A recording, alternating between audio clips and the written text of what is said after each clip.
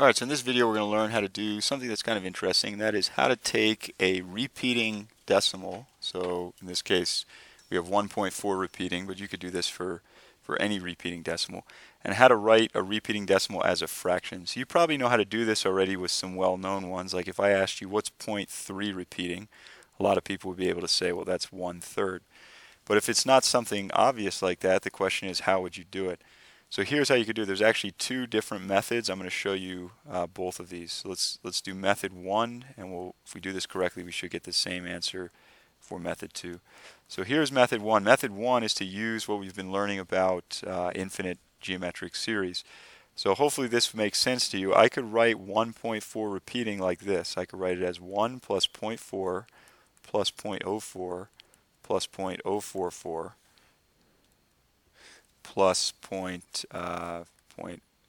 Actually, that's a typo right there. It should be 0.004. I said that, I think, but I didn't write it.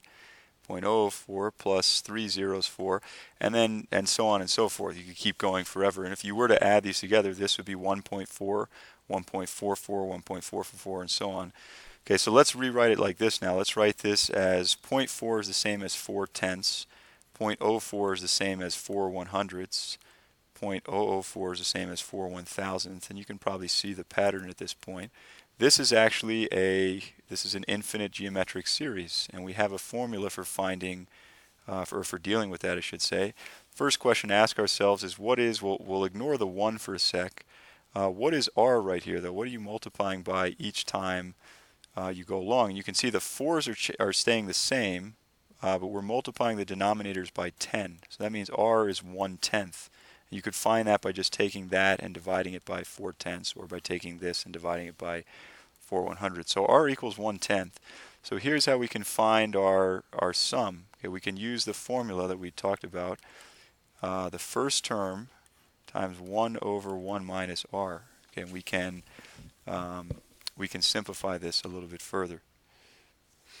And I don't want to confuse you with this. Notice that the 1 is not part of this pattern. So actually the sum is going to be 1 plus the pattern is starting with these fractions right here. So we're just going to kind of keep the 1 outside by itself. That's alone. That will factor into the rest of it. So it's going to be 1 plus, what's the first term in this sequence right here, this series? The first term is 4/10. So I'm going to put a big parenthesis so we can deal with this in parentheses. So that number is going to be 4/10. And then we have 1 minus 1, or 1 over 1 minus r, and we found out that r is 1/10. So we can go from there. Okay, the 1 is staying outside because, again, the 1 is not part of this pattern. It's just kind of its own entity here. So we have 4/10 times 1 over, and then 1 minus 1/10 is the same as 9/10, because remember 1 is a fraction is like 10 over 10. So 10/10 minus 1/10 is 9/10. Okay, then we can simplify this. So we have 4/10, and then 1 divided by 1/10 dividing by 1/10 is like multiplying by 10/9. So that's the same as 1 times 10/9, which is just 10/9. And then we can cancel the 10s, and we're left with this. We're left with 4/9. So we get 1 plus 4/9, or that's the same thing as 1 and 4/9. And if you put that in a calculator, if you put 4/9 in the calculator, you will in fact get 1.4 repeating. Okay, you can test that out.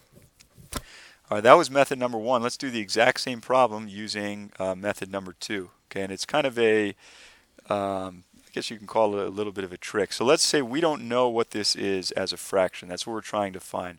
So since we don't know what it is as a fraction, let's call it x. Okay, x is this unknown fraction that we're trying to discover. Okay, well, I noticed this. I noticed that the pattern starts, it's basically repeating every 1 decimal. Okay, so how can I move this decimal over 1? I could multiply x by 10, because 10, actually let me write it up above so we can see this a little bit better. Why are we doing this? Because it's repeating every 1 decimal. So if that were going like 1.4545, let's say, I wouldn't multiply by 10, I would multiply by 100, because I'd want to move the decimal 2 places to cover a complete pattern. In this case, we're repeating every 1. So 10x, 10 times x would just be take that decimal and move it 1 place. So we'd have 14 point, and then the 4 repeatings are still going to go on forever. Okay, so I hope that made sense to you. All I'm doing is taking this number, multiplying it by 10. What happens to a number when you multiply it by 10? And the answer is you move the decimal 1 place, and that's where we get this 14.4 from. Okay, now I'm going to do this. I'm going to subtract these two right here. So 10x minus x is 9x. And then notice, and this is why there's kind of a trick here, notice that if I'm subtracting this right here, this infinite series of 4s is going to subtract that infinite series of 4s. Well, those will all cancel each other out. So we're just going to be left with, I don't know why I wrote, oh no, I see what happened here. Yeah, so 14 minus 1, that equals 13. Now we can solve for x. We'll divide both sides by 9, and we're going to get 13 over 9. Now what I was about to say was I don't know why I wrote 14 there, but I just recalled why. 13 over 9, and you might say, isn't that different than the answer we got here, 1 4/9? And it's not, because 9 goes into itself, or 9 goes into 13 one time.